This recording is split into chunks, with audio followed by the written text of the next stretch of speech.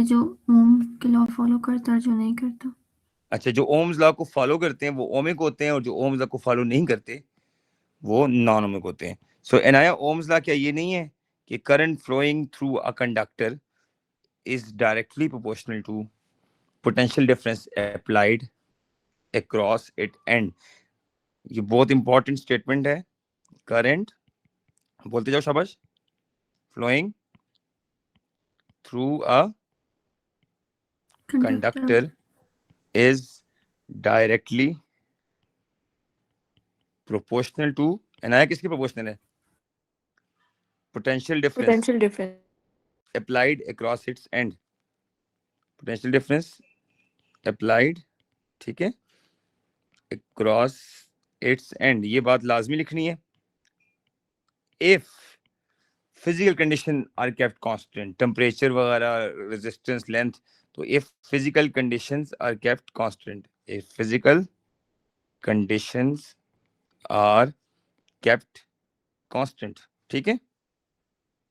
अब देखने में तो बहुत आसान लगता है कि Ohm's law V is proportional to I, लेकिन इस पे मार्क्स नहीं। जब आओगे स्ट्रेट ओम्स लॉ, तो ओम्स लॉ को स्ट्रेट करते वक्त आपने जो इंपॉर्टेंट चीजें, current flowing through a conductor is directly proportional to potential difference applied if the physical conditions are kept constant. ठीक हो गया? तो ये हमारे पास आगे स्टेटमेंट ओम्स लॉ की। तो जो जो कंडक्टर या रेजिस्टर्स इसको फॉलो करते हैं कि जिसमें आप जितना ज्यादा वोल्टेज दोगे उतना ज्यादा करंट होएगा, तो उसको हम बेसिकली ओमिक रेजिस्टर बोलेंगे। अब आपको मैं एग्जांपल देता हूँ। Which resistors are basically ohmic resistors? तो दुनिया में जितने भी अच्छे कंडक्टर हैं, लाइक मेटल्स, बोले मेटल्स जो कि गुड कंडक्टर हैं। Any metal Hashim which is really a good conductor? Copper, copper, iron. Gold, good. Copper हो गया, गोल्ड हो गया, सिल्वर हो गया, ठीक है। इस तरह की मेटल्स, इनको हम कहते हैं ओमिक रेजिस्टर, क्योंकि इन मेटल्स में रेजिस्टेंस बहुत लेस होती है, तो जितना ज्यादा वोल्टेज दोगे उतना ज्यादा करंट होगा। लेकिन शर्त ये है कि आपने फिजिकल कंडीशन जिसमें temperature, length, area, diameter, they should be kept constant, ठीक है ना? इनको आपने चेंज नहीं करना। अच्छा, फिर आप ये कह सकते हैं जितनी आप वोल्टेज दोगे उतना करंट होगा, तो इसको हम ओम्स लॉ कहते हैं, ये ओमिक रेजिस्टर कहते हैं, ठीक है। तो जितने भी ओमिक रेजिस्टर्स होते हैं उनमें आपके पास जो ग्राफ होएगा, मैं आपके सामने ग्राफ बनाऊंगा, वो स्ट्रेट लाइन होगा। ग्राफ क्या होगा? स्ट्रेट लाइन होगा। लेकिन अब एक मसला है, वोल्टेज इन वोल्ट्स को बनाया इधर रखेंगे, ठीक है, एंड उजैर जो करंट इन एम्पेयर्स और मिली एम्पेयर्स यहां रखेंगे, ठीक है, and then you have a straight line, ठीक है। चलो इसका ग्रेडियंट क्या देगा उजैर? अगर हम इस ग्राफ का ग्रेडियंट ले लें करंट और वोल्टेज का, तो आर क्या होता है? V बाय आई होता है या I बाय आर होता है? आर क्या होता है बेसिकली हमारे पास? हाशिम बोले। आर इज V बाय आई या I बाय V? हाँ, वी होगा। आ रहे नजर हाशिम? हाँ ना, राइज बाय रन होगा ना इसमें। राइज बाय रन होगा। तो इसका मतलब है इस ग्राफ के जो ग्रेडियंट है वो आपको आर नहीं देगा, वो 1 बाय आर दे देगा, नया 1 बाय आर देगा। लेकिन अगर वाई एक्सिस पे वोल्टेज हो, एक्स एक्सिस पे करंट हो, फिर जो ग्रेडियंट है वो आपको आर दे देगा, ठीक है। सो any conductor, any resistor which follow this relation where voltage and current are proportional, they are known as ohmic resistors. आगे समझ चलें। अब नॉन ओमिक इसका बिल्कुल ऑपोजिट है, जिसमें करंट और वोल्टेज प्रोपोर्शनल नहीं रहते। बट कोई एग्जांपल दे सकते हैं जिसमें करंट और voltage they are not proportional? Voltage is proportional to current? No, it's not possible. उसमें हाँ, यस बोले। फिलामेंट लैंप में होगा। फिलामेंट लैंप, बिल्कुल। आपने रेस्टोरेंट्स में देखे येलो वाले बल्ब, फिलामेंट लैंप? आपको मैं इंशाल्लाह इसकी लॉजिक बताऊंगा। 3 मार्क क्वेश्चन आता है फिलामेंट लैंप का। मोस्टली फिलामेंट लैंप के अंदर जो हाई रेजिस्टेंस वायर होती है नया, उसको हम कहते हैं टंगस्टन वायर। ओके, ठीक हो गया नया? तो डायोड भी होता है ना? Okay, good. डायोड, एनआई, ये वो कंपोनेंट्स के नाम माहिन ले रही है जिसमें current and voltage they are not proportional, ठीक है। ठीक है सो सर। ये ओमिक और नॉन ओमिक में क्लैरिटी कर रहे हैं। तो फिलामेंट लैंप, डायोड, और इसके अलावा जो नॉन ओमिक है वो थर्मिस्टर एंड एलडीआर। व्हाट? ठीक है, thermistor and LDR. Yes, thermistor जो कि टेम्परेचर डिपेंडेंट रेजिस्टर है, and then we have LDR, light dependent resistance. तो ये सब कंपोनेंट्स के हम 5 ग्राफ आज क्लास में पहले स्टडी करेंगे। Filament lamp, diode, thermistor, LDR and metal.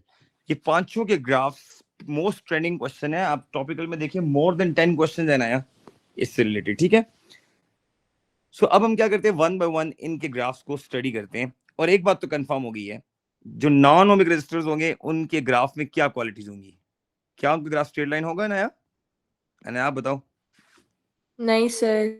नहीं, तो इसका मतलब है ग्राफ की जो लाइन है will not be straight, line should not be straight, okay.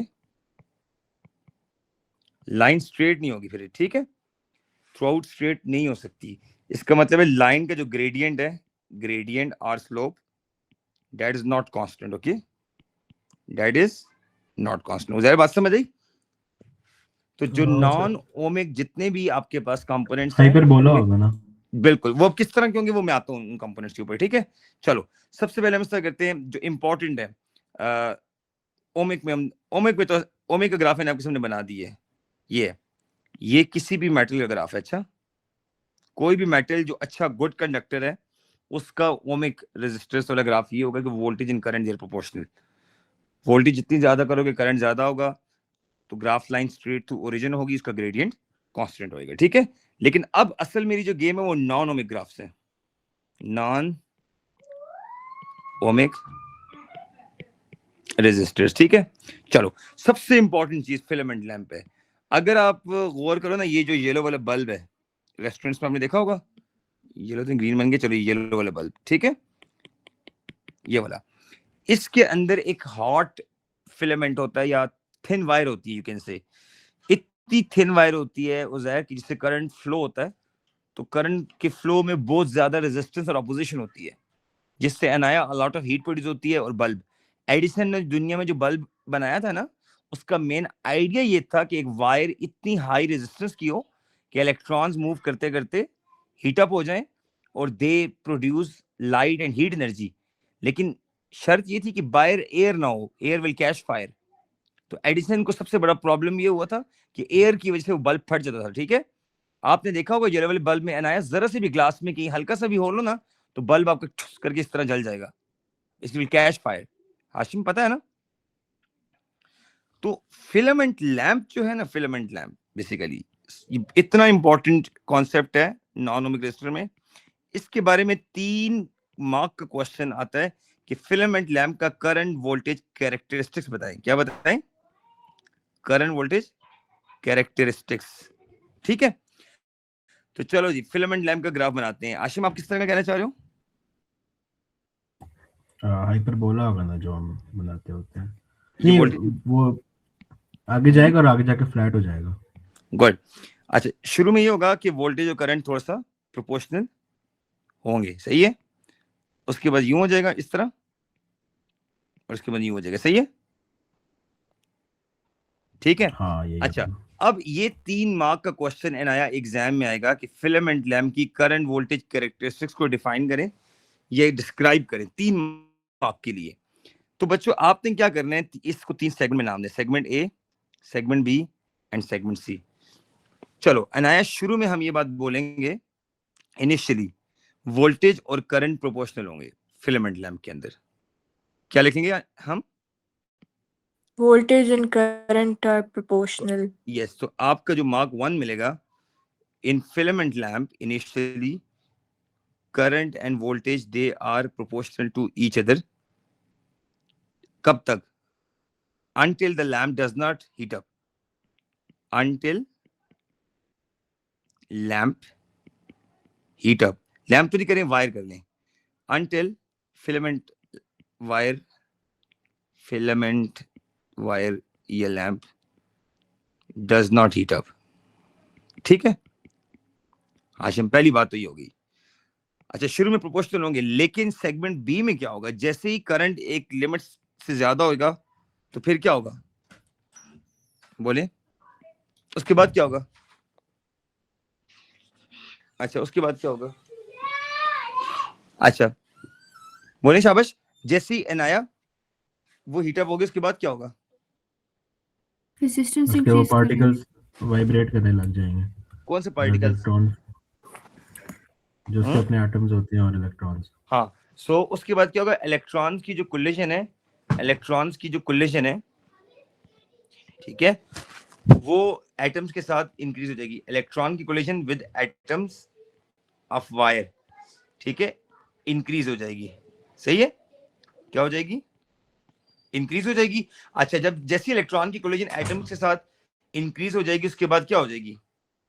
Temperature एनाया क्या हो जाएगा? हाई हो जाएगा। टेम्परेचर हाई होने से रेजिस्टेंस क्या हो जाएगी? हाई हो जाएगी या मैक्सिमम हो जाएगी, जिसके बाद करंट कांस्टेंट या लिमिटेड हो जाएगा, यानी करंट फर्दर इंक्रीज नहीं होगा। That's why at high voltage you can see, at some high voltage, अगर मैं आके चेक कर रहा हूं, यू कैन सी उसके बाद करंट की वैल्यू क्या हो गई है? करंट की वैल्यू क्या हो गई है? यहाँ पे देखें, कांस्टेंट हो गई है। तो ये 3 मार्क आपने लिखने के, initially voltage and current are proportional. And आया सेकंड पॉइंट क्या होगा? फिर electrons, Electron collision with atoms of wire increases. very good, due to which temperature or heat is produced, so temperature gets high. As a result, the resistance get maximum and current become constant. अच्छा, initially जो था ना resistance constant थी, ये बात आप लिख देना। जब वोल्टेज और करंट प्रोपोर्शनल थे इनिशियली, तो रेजिस्टेंस क्या थी? कांस्टेंट थी। उस वक्त इतनी ज्यादा हीट प्रोड्यूस नहीं होती। तो आप इसकी रीजन 3 मार्क्स के लिए हाशिम लिख लोगे? माहिन, उजैर, हाँ Yes, sir. इंशाल्लाह। हाँ सर। क्लियर हो गया? अच्छा, ये पहला ग्राफ था। सेकंड ग्राफ, सॉरी, तो पिछला ग्राफ था मेटल्स का। मेटल्स का तो कोई इशू नहीं है, more voltage, more current will flow, resistance kept constant, resistance always constant, but condition is that you are not going to change these factors like temperature, length, area, diameter, इनको change नहीं करना। तो non ohmic resistor में जो पहला first जो हमारे पास वो है फिलामेंट लैंप, और इसका ये ग्राफ आपके सामने मैंने बना दिया। क्लियर हो गया?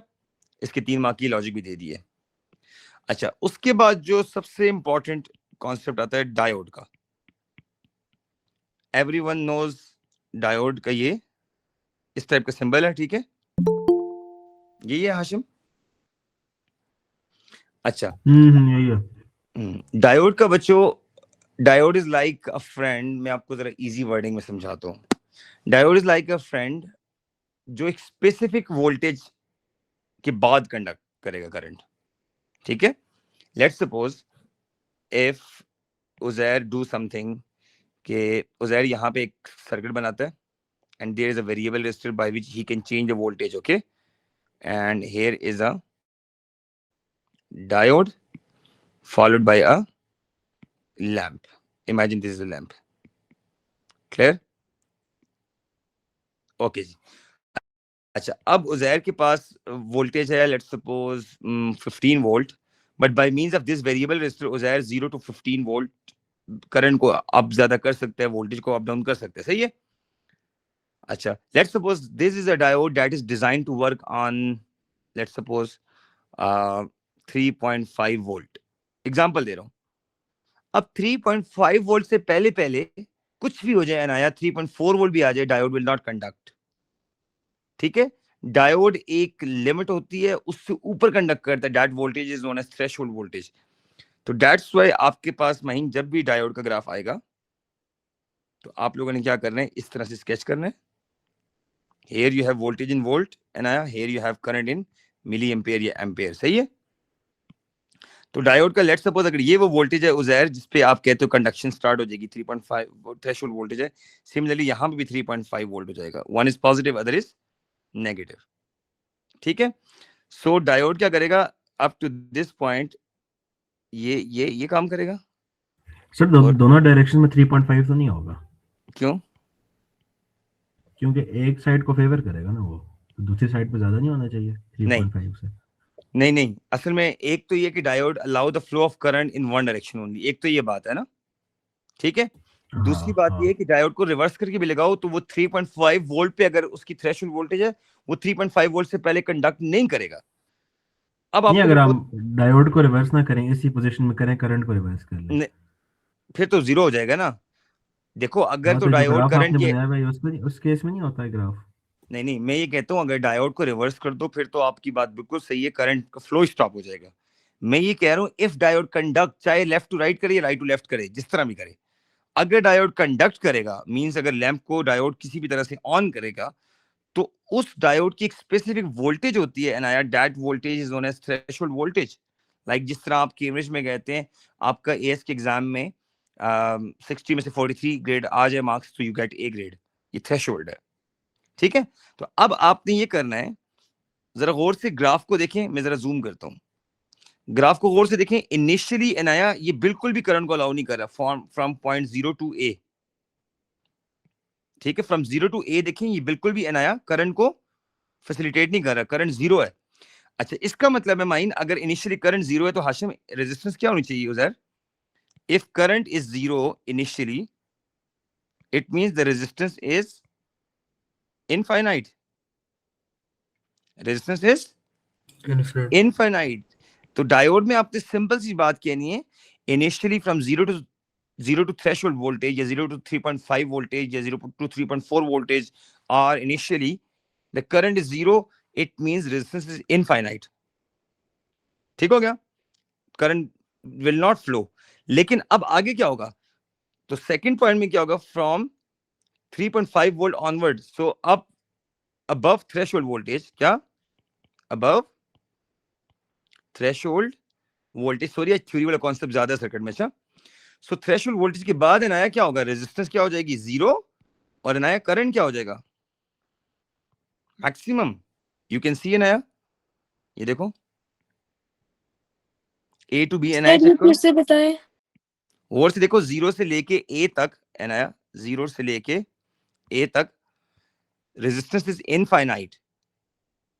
थ्रेशोल्ड वोल्टेज से पहले पहले नो मैटर आप जितनी वोल्टेज दे रहे हैं, अगर आप थ्रेशोल्ड वोल्टेज को मीट नहीं कर रहे, जिस तरह एग्जाम में 43 पे अगर ए ग्रेड है, even you got 42 marks, do you think examiner will give U A grade? Sir resistance infinite क्यों है? इनफिनिट इसलिए कि डायोड करंट को ब्लॉक करता है। अब ये जो डायोड के अंदर की स्टोरी है ना, ये आपके सिलेबस का पार्ट नहीं है, इसके लिए आपको पूरा टॉपिक पढ़ना पड़ेगा। पीएन जंक्शन डायोड, जिसमें इलेक्ट्रॉन्स होते हैं, होल्स होते हैं, डिप्लेशन रीजन है, वो स्टोरी नहीं है, वो इलेक्ट्रॉनिक्स है। आप इलेक्ट्रिकल फिजिक्स पढ़ रहे हैं, आप इलेक्ट्रॉनिक्स नहीं पढ़ रहे अभी। ठीक है, डायोड इज अ डिवाइस जो एक थ्रेशोल्ड वोल्टेज से पहले पहले बिल्कुल स्टबर्न होता है, इनफाइनाइट रेजिस्टेंस शो करता है, करंट अलाउ नहीं करता। मैं एग्जांपल आपको देता हूँ। Let's suppose one of the friend, you want कि आपके साथ कोई फ्रेंड जाए जैतून प्लाजा, ठीक है, उस बंदे ने कहा है कि मैं फ्लेम ऑन का पिज्जा खाऊंगा, एग्जांपल दे रहा हूँ। ठीक है, अब जब तक आप उसको दही भल्ले खिला लें, बर्गर खिला लें, कुछ भी खिला लें, उसने कहा नहीं मैं नहीं जाऊंगा, मुझे फ्लेम ऑन का पिज्जा खाना है, उसका थ्रेशोल्ड पॉइंट वो पिज्जा है, ट्रिगर पॉइंट जिसकी वजह से हो जाएगा आपके साथ। ठीक है, तो अब डायोड भी कुछ इसी तरह की चीज है कि diode will show full resistance to the flow of current until the threshold voltage or the condition should not meet। तो जैसे ही आप वोल्टेज को इंक्रीज करो, एक टाइम आएगा थ्रेशोल्ड वोल्टेज को आप रीच करोगे तो diode will start to conduct. तो उससे पहले पहले क्या होगा, अगर आप उससे पहले पहले और से देखेंगे, so diode will show infinite resistance, diode will show infinite resistance, current will be zero. लेकिन इस वोल्टेज के बाद you can see now the current will be maximum, एकदम से करंट ऊपर जाएगा and the resistance will be zero, current will be maximum at this point, but here you can see Anaya, the resistance will be infinite and current will be zero। आगे समझ? ठीक है sir. तो ये diode के लिए 2 mark का question exam में आता है कि describe the current voltage characteristics of diode. So first point आप ये लिखेंगे जिसको मैं नंबर 1 का नाम दे रहा हूं, ये आपका नंबर 1 हो गया कि अप टू थ्रेशोल्ड वोल्टेज या before threshold voltage current will be zero and the resistance will be infinite initially. और सेकंड पॉइंट ये माइन, सेकंड पॉइंट ये above threshold voltage resistance will be zero and current will be maximum. Sir are completely zero तो नहीं हो सकता ना, वरना फिर करंट इनफिनिट हो जाएगा। किधर? तो हाँ, करंट इनफिनिट है ना, मैक्सिमम है ना। तो करंट तो यहाँ इनफिनिट पे कैसे काम हो सकता करो, है जब वो कंजर्वेशन आर को मिनिमम कर दो, resistance will B minimum, current will be maximum. लेकिन शुरू में ये पॉइंट लिखना जरूरी है, रेजिस्टेंस इज इनफाइनाइट, क्योंकि हाशिम शुरू में जब रेजिस्टेंस इनफाइनाइट होगा तो करंट जीरो होगा ना। आगे जाके रेजिस्टेंस मिनिमम हो जाएगी, करंट मैक्सिमम हो जाएगा। हाशिम इज राइट, आगे रेजिस्टेंस को इनफाइनाइटली करना, मिनिमम कर दो so that current will be maximum. ठीक है, ये हो गया जी हमारे पास डायोड। थर्ड हो गया। Now we have two more graphs.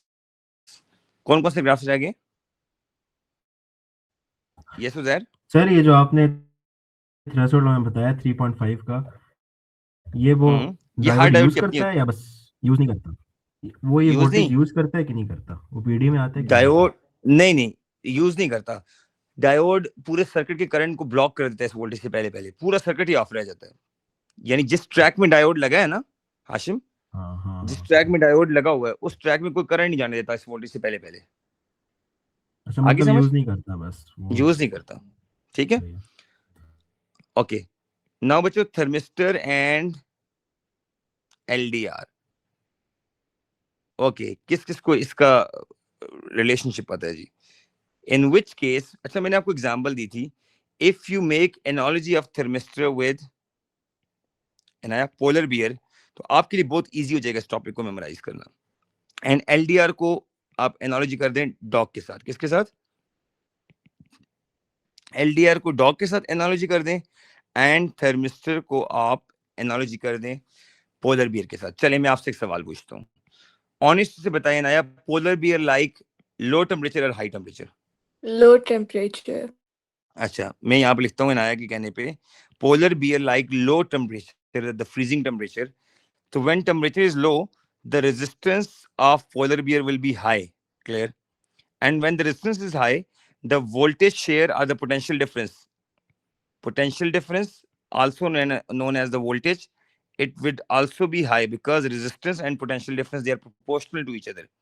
घर में बड़ा भाई ज्यादा पैसे लेता है पापा से एज कम्पेयर टू छोटा भाई, तो more ohms more voltage share, more age more expenses from the parents. ठीक है, आ रही समझ?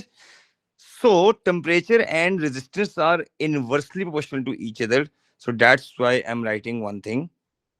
In thermistor, resistance is inversely proportional to temperature. जितना टेम्परेचर लो होगा उतना हाशिम रेजिस्टेंस क्या हो जाएगी? हाई हो जाएगी। ठीक है, एंड माहीन उजैर, जितनी रेजिस्टेंस हाई होगी उतना पोटेंशियल डिफरेंस ज्यादा होगा, उतना वोल्टेज शेयर ज्यादा होगा। पोलर बियर उतना हैप्पी होगा, उतना ज्यादा वो वोल्टेज कंज्यूम करेगा, फिश खाएगा। ठीक है, लेकिन अगर आप टेम्परेचर हाई कर देंगे तो resistance goes down and polar bear will die. Polar bear will not have fish from the ocean. Polar bear will not have voltage share अगर आप टेम्परेचर हाई कर देंगे। आपने सुना है ना, when there is global warming you will not be able to see polar bear in future, ये बात आपने सुनी है? ठीक है, स्नो लेपर्ड, पोलर बियर, ये endangered species में चले जाएंगे। So similarly thermistor is a device whose resistance is component whose resistance is inversely, शाबाश, proportional to Temperature. टेम्परेचर हो गया। ठीक है, अब जरा इसके ग्राफ पे आते हैं, फिर इसका सर्किट में यूज आपको बताऊंगा। So it's graph is like this.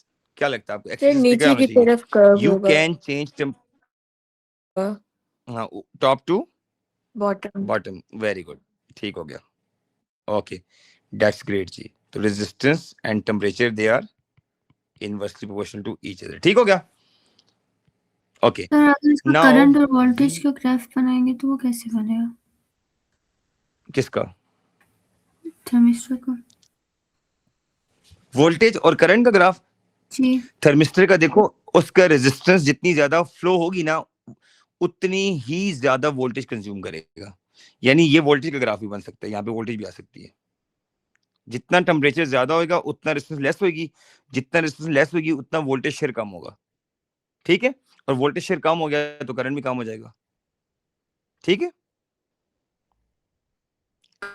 Current और वोल्टेज का ग्राफ नहीं बनाना, वो प्रोपोर्शनल है इस केस में। थर्मिस्टर का अगर आप ये चाहती हो वोल्टेज करंट का ग्राफ, वो प्रोपोर्शनल होगा। यानी वोल्टेज और करंट का ग्राफ या इस तरह होगा या इस तरह होगा, लेकिन ये अगर इंक्रीज होगा, इनवर्सली प्रोपोर्शनल नहीं है। अच्छा, लेकिन लीनियर भी नहीं है। समझ आई? इसका माइंड जो ग्राफ है करंट वोल्टेज को लीनियर नहीं है, लेकिन आपके जो सिलेबस में कंटेंट है कि जो बच्चों को पता होना चाहिए वो वोल्टेज और टेम्परेचर का ग्राफ है। क्लियर? लेकिन एक बात कंफर्म है, मैं यहाँ पे लिख भी देता हूँ, जितना टेम्परेचर हाई होएगा उतना रेजिस्टेंस लेस होगी, उतना वोल्टेज शेयर कम होगा, ठीक है? और जितना टेम्परेचर कम होगा उतना रेजिस्टेंस हाई होगी, उतना वोल्टेज शेयर भी हाई होगा। ठीक हो गया? ओके। अच्छा, now LDR, light dependent resistance, खुद बताएं शाबाश। Light is inversely proportional to LDR like R. Dog. अच्छा, सच बताएं, डॉग्स ज्यादा प्रेफर रात को करते हैं दिन को? ज्यादा घूमना फिरना, लोगों को काटना, डॉग्स की ज्यादा एक्टिविटी, रात को। ठीक है? डॉग ज्यादा एक्टिव रात को होते हैं ना, आप डरते हैं बाहर जाना। इवन बैरियर टाउन पीछे मैंने सुना था बहुत ज्यादा खतरनाक डॉग्स हैं, ठीक है? सो जितना लाइट की इंटेंसिटी डाउन होगी उतना डॉग की जो रेजिस्टेंस है वो अप होगी, ठीक है? और जितना डॉग की रेजिस्टेंस अप होगी उतना पोटेंशियल डिफरेंस या वोल्टेज शेयर ज्यादा होगा। या फिर वोल्टेज शेयर ये ज्यादा होगा। ठीक हो गया? मैं सर्किट में लगा के बताऊंगा हाउ टू यूज दैट। तो दैट्स व्हाई एलडीआर का ग्राफ भी कुछ इस टाइप का होगा कि अगर आप लाइट की इंटेंसिटी कैंडेला को ज्यादा करेंगे तो रेजिस्टेंस इन ओम्स डेफिनेटली क्या होगी? ड्रॉप हो जाएगी। ठीक हो गया? अच्छा, अब आप लोग कहते होंगे सर ये थर्मिस्टर और एलडीआर है, इनसे रिलेटेड क्वेश्चन किस टाइप के आते हैं? ठीक है, वो मैं आपको सिखाता हूं। तो कंपोनेंट्स हमारे पूरे हो गए है ना? This was the fourth one and this was the fifth one. Sir जो लाइट ये इंटेंसिटी है इसका वो ल्यूमेंस नहीं होते, ल्यूमिनोसिटी के यूनिट्स? लाइक कैंडेला भी होते हैं लेकिन वो इन दूसरे लुमिन होते हैं। कैंडेला भी होता है, एल नॉट भी होता है। लुमिनोसिटी को A2 में आप पढ़ेंगे।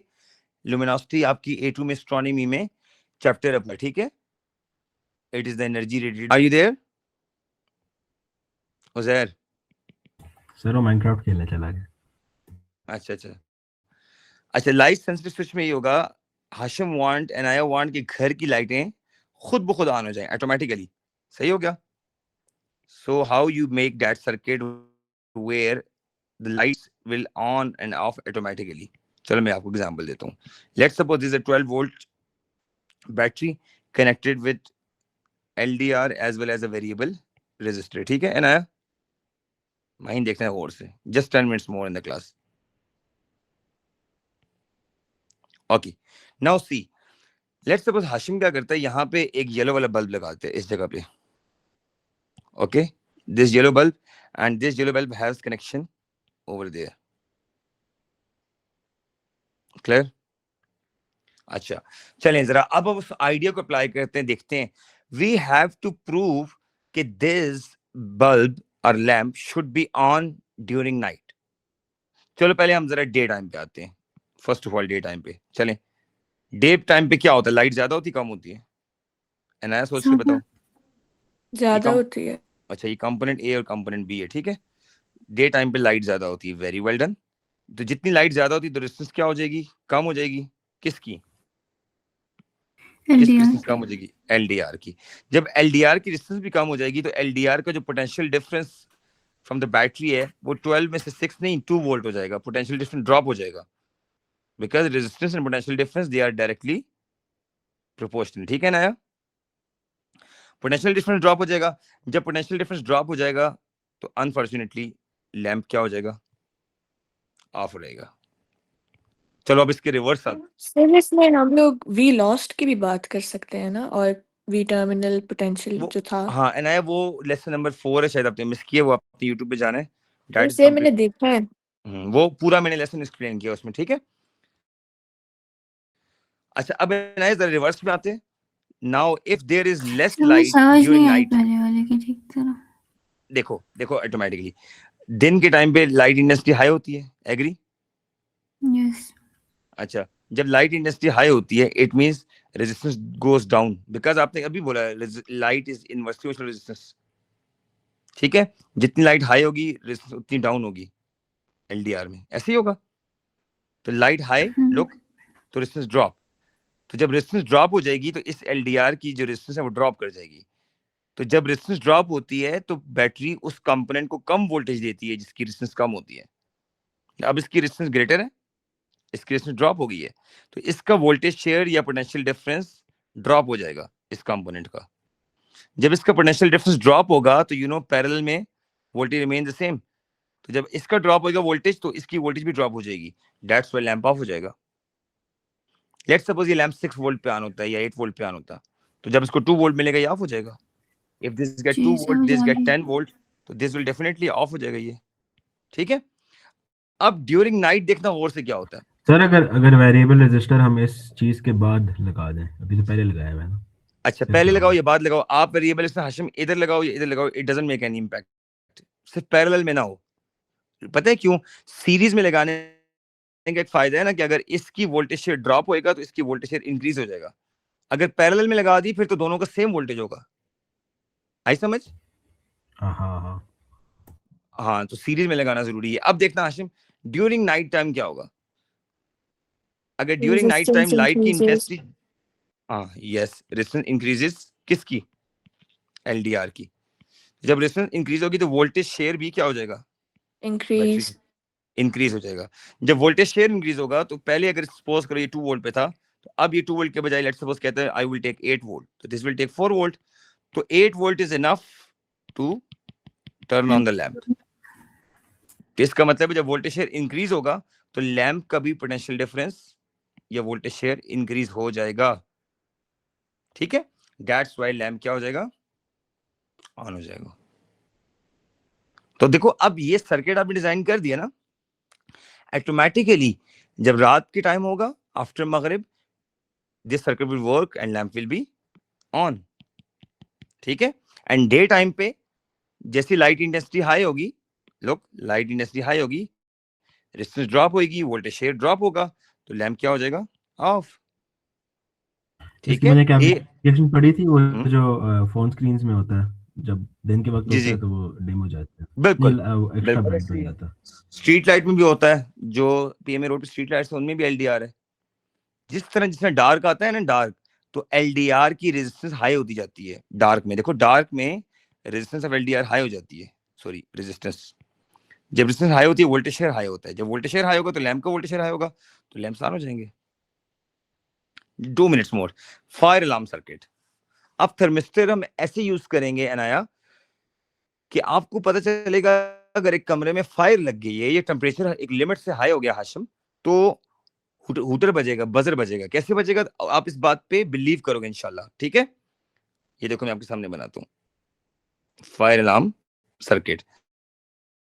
तो इसको कहते हैं टेम्परेचर सेंसिटिव स्विच या फायर अलार्म सर्किट, आपकी मर्जी जो हेडिंग दो, फायर अलार्म सर्किट, क्लियर। अब आप देखना मैं कैसे चालाकी से इसको थर्मिस्टर को एक फायर अलार्म सर्किट की तरह यूज करूंगा। What is this? बोलो। Thermistor. What is this? A variable resistor. Variable resistor, okay.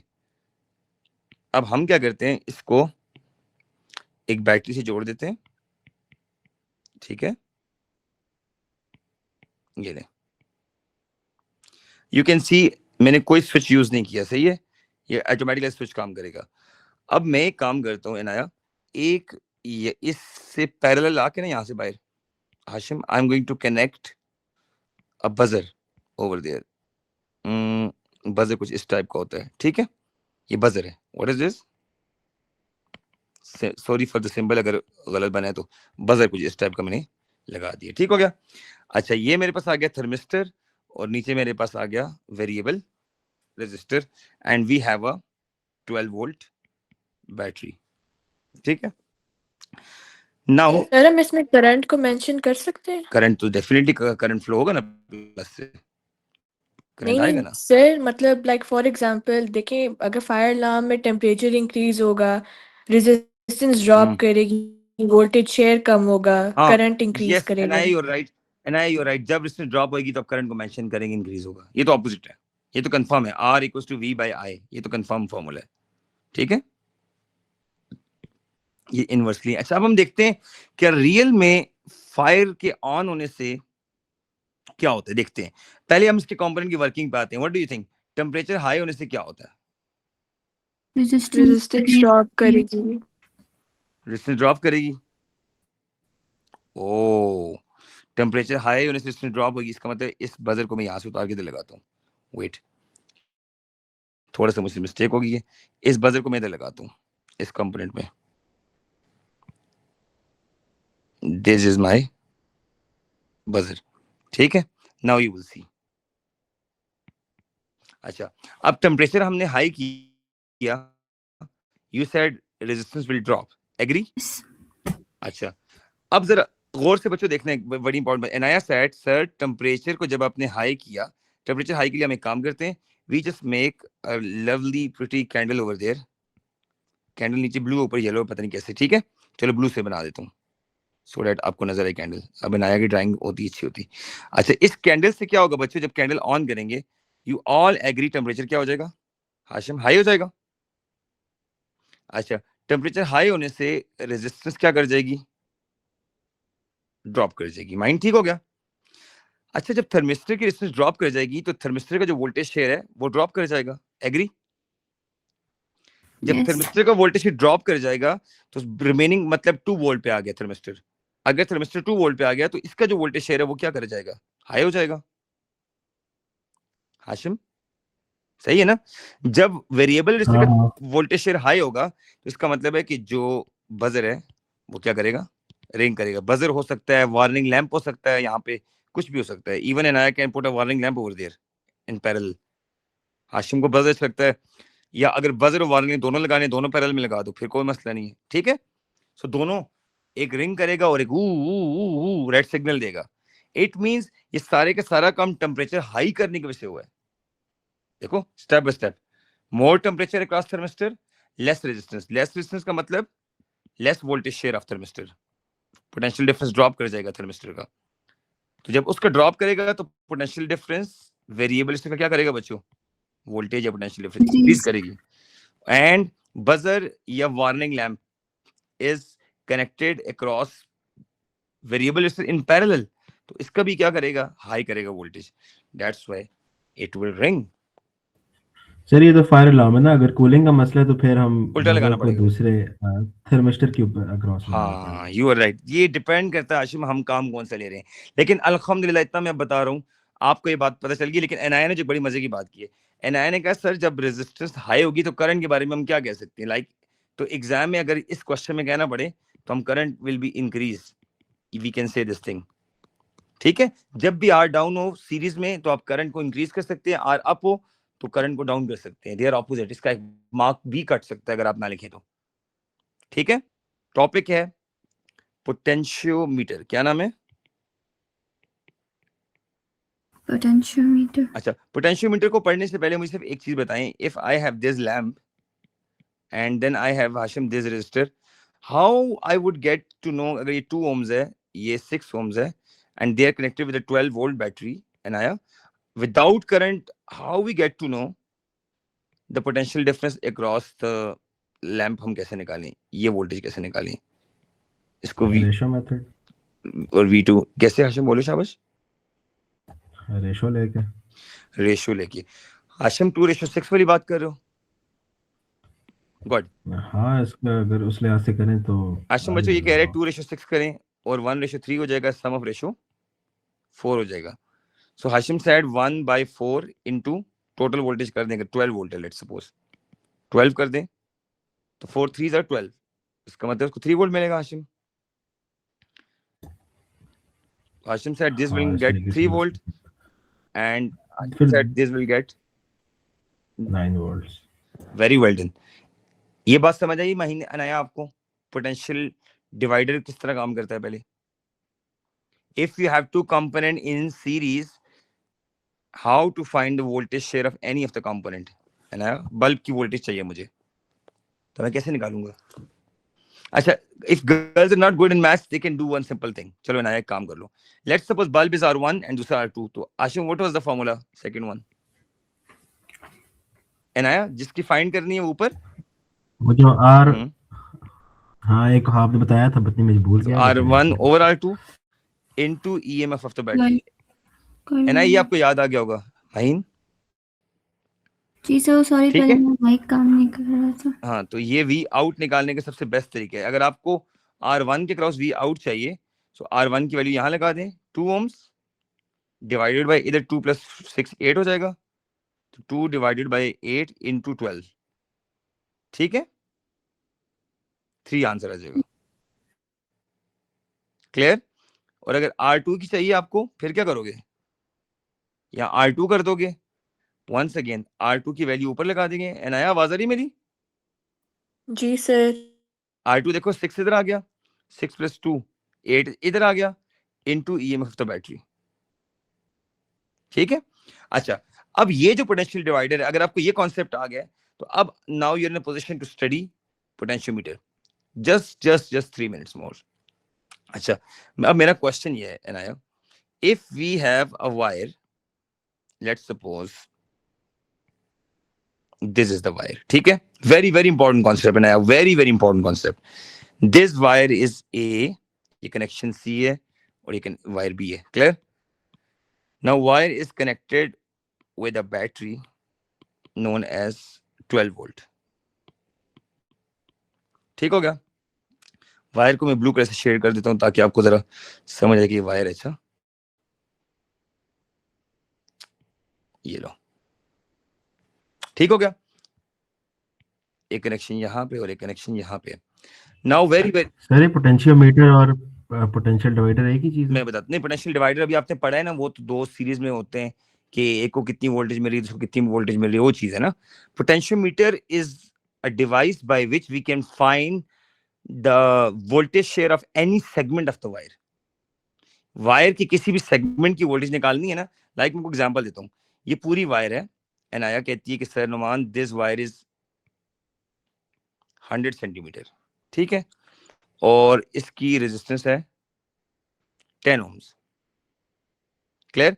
अब अनाया बड़े गौर से देखना, यहां पे Hashim is going to connect a cell plus and minus, and here is an ammeter, very sensitive ammeter, and you have this connection at, let's suppose, C. Let's suppose Anaya, Hashim, Maheen, you can move this connection toward A, toward C, toward B. Wire starts from A and wire ends at B. Total ohms is 100 ohms. अब मेरा question ये है कि if let's suppose this is 1.5 volt cell and the current is 0 at C, Anaya will stop at C. Anaya can move the junction toward A, she can move toward C, she can move toward B. Anaya move कर रही है, जैसे current in ammeter 0 Anaya रुक गई। That point is basically point C. मैं एक खुद से सपोज करूं, now examiner will ask you what is the length of the segment AC and what is the voltage of segment AC. ये question है out of 100। मेरा question समझ आया आपको नया, कि कनेक्शन को जो एरो है उसको माहीन ए पे भी लगा सकती है, ए सी के बीच में लगा सकती है, सी पे लगा सकती है, सी बी के बीच में लगा सकती है। You have to move the connection, this connection, like this connection, you can move it over there, means that you can touch over there, you can touch over there, यहाँ लगा सकते हो, यहाँ लगा सकते हो, wherever you want to put, it's your choice. But when Anaya put it the connection over there, the current in ammeter reaches to 0. So question is what is the length of the segment AC? What is the resistance of the segment AC? What is the voltage of that segment AC? तो मैं आपसे 3 question पूछ रहा हूँ, segment AC की length बताएं, resistance बताएं, voltage बताएं, ठीक है? I hope question is clear to you. Yes. Question is clear to you. Sorry, ये कनेक्शन यहाँ से लगा, अच्छा ये ऐसे लगा हुआ है, ओके। अच्छा, अब आप बच्चों सबसे पहला काम आपने ये करना है, remember very very very important thing, whenever you say this voltage is 1.5 volt, it means this voltage of the wire जिसको मैं येलो से शेड कर रहा हूँ, इसकी वोल्टेज भी 1.5 है, because when the voltage of AC is 1.5, नीचे भी 1.5 है, तो it means potential difference between wire AC and the cell is 0. ये cell है ना, या दोबारा रिपीट करूं, whenever the current is 0 over here, Hashim, it means इसकी वोल्टेज AC की इक्वल होगी इस सेल की वोल्टेज के, they are equal to each other. जब इनाया इसकी वोल्टेज, तो वो जो पीछे से 12 वोल्ट आ रहा है उसका क्या मैं बता होगा? रहा हूँ ना, तो इसका मतलब है इसकी वोल्टेज 1.5 वोल्ट है, इसकी वोल्टेज भी 1.5 वोल्ट है। Now the potential difference is same up and down, wire AC का और सेल का वोल्टेज सेम हो गया, it means the current is zero. Current क्यों जीरो हुआ है? क्योंकि वोल्टेज पोटेंशियल डिफरेंस जीरो हो गया है ऊपर और नीचे दोनों जगहों पे, एक्स पोर्शन पे और वाई पोर्शन में। ये सारा आपने फिर एमीटर क्यों लगाया है? वोल्ट मीटर नहीं लगाना चाहिए कहाँ आपको? पे? आपने एम एमीटर मीटर लगा लगाया हुआ हुआ है है, ना, फिर वोल्ट मीटर एम मीटर नहीं। या गैल्वानोमीटर लगा होता है, ठीक है। तो ये वोल्ट मीटर नहीं होना चाहिए डिफरेंस के लिए? नहीं वो डिफरेंस की वो दूसरा होता है, यहाँ पे एम मीटर लगेगा।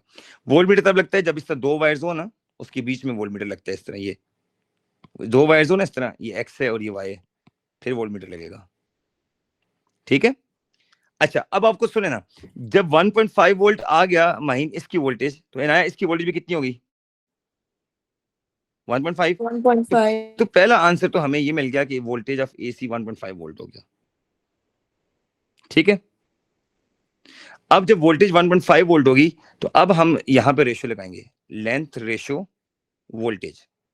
So if 100 centimetre is having 12 volt, then 1.5 volt, how much? करें, हरी अब आशिम करें। What is it? 12.5 12.5 centimeter. That's our second answer of the length, 12.5 centimeter. अब अगला आंसर है रेजिस्टेंस का। किसका? रेजिस्टेंस वाला आंसर रह गया, लेंथ भी आ गया 12.5 centimetre. Now length ratio resistance कर लेते हैं हाशिम, ठीक है। इफ लेंथ वाज 100 सेंटीमीटर तो resistance was 10 ohms. Now if the length is 12.5 centimeter, the resistance is x ohms. You can see so many questions like this in your paper. Topical में आप देखेंगे, you will see a lot of questions like this. 1.25 ohms. So x is 1.25 ohm. तो resistance of component A till C जो wire है, that is 1.25 ohms. It means बच्चों we got all the answers. ठीक हो गया? ये हमारे सारे के सारे आंसर्स हो गए। Clear? I think now we are clear with this concept. If you have any issue, you can watch this video on YouTube. Go back, play करें, रुकें, आराम से देखें, समझिए इस चीज को। But I'm here to take a live question right now. कोई भी क्वेश्चन आप पूछ सकते हैं, ठीक है।